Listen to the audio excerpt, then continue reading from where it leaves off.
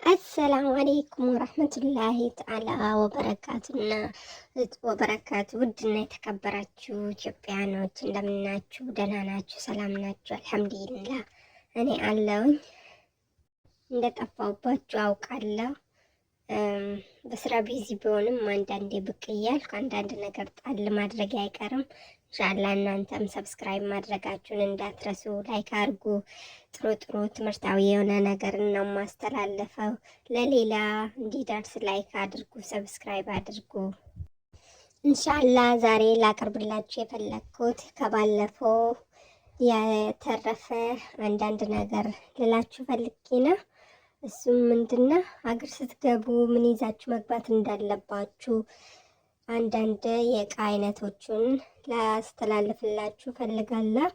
ኢንሻአላህ እናንተ በጥሞና አዳምጡኝ፣ ሰብስክራይብ አድርጓት። መቼስ አረብ ሀገር ስንኖር እንዲህ አይነት ጥሩ ጥሩ መልዕክት ሲተላለፍ ብዙም አናስተውልበትም፣ አናዳምጥም። እናዳምጠው ፕራንክ የሚሰራውን በቃ ራሳችን ለማጥናናት ብላ አንዳንድ የሚያስቅ ነገር እሱን ነው የምንከታተለው። እሱም ብቻ ሳይሆን አንዳንዴ ትምህርታዊ የሆነ ነገርም ገብተን ማየት አለብን። ለምን ለስኬት እስካወጣን ድረስ በቃ ይጠቅመናል የምንለውን አንዳንድ ቪዲዮዎቹን እያየን ስለ ሀገሪቷ ምን ላይ እንዳለች። መቼስ የሰው ሀገር አንቀርም፣ ገብተን ሰርተን ሀገራችን ላይ ከቤተሰቦቻችን ጋር በደስታ መኖር ነው የምንፈልገው።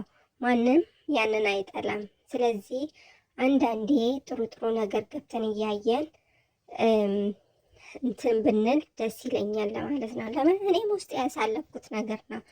ፕራንካ ያለው ጊዜን በማይሆን ነገር ሳጠፋ ነበረ። አልሐምዱሊላህ ዛሬ ግን ራሴን ፈትኜ ሀገር ገብቼ ብዙ ነገር አይቼ ዛሬ ጥሩ ደረጃ ላይ እንዳለውኝ ነው አልሐምዱሊላህ። እና ለስኬት እስካወጣን ድረስ በቃ አንዳንድ ትምህርታዊ የሆነ ነገር ብንከታተል እላለሁ።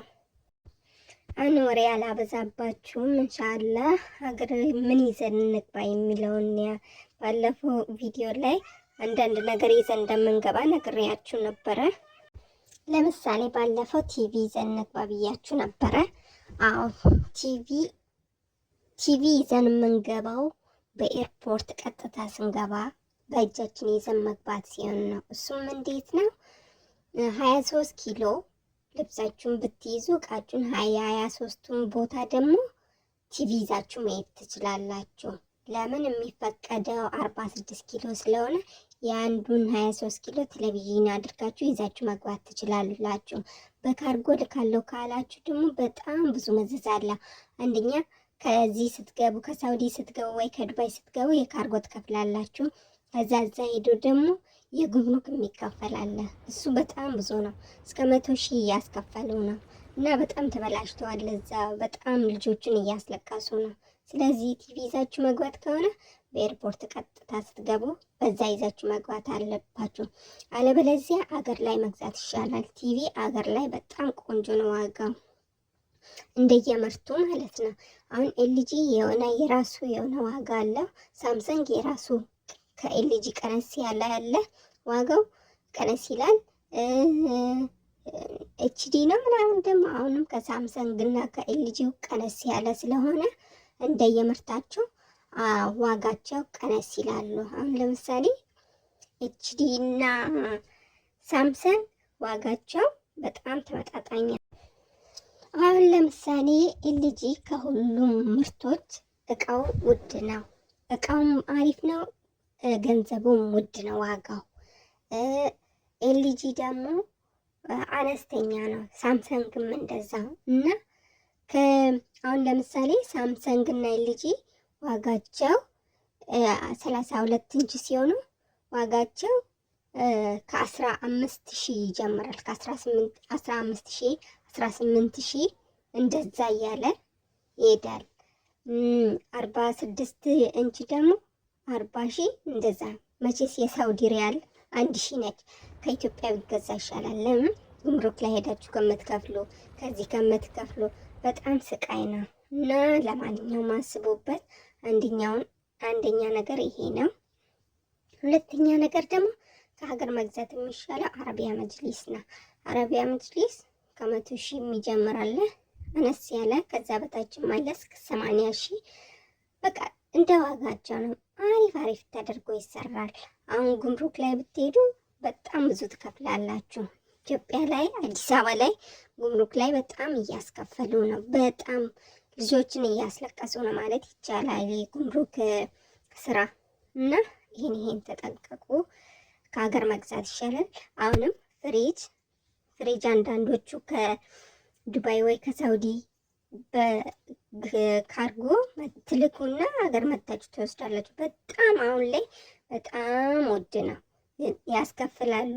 ኢትዮጵያ ላይ ቢገዛ ይሻላል። ኢትዮጵያ ላይ ከ20,000 ይጀምራል። ከዛ በታችም አለች አነስ ያለቿ እና ስለዚህ ፍሪጅም ከሀገር መግዛት ይሻላል እላለሁ።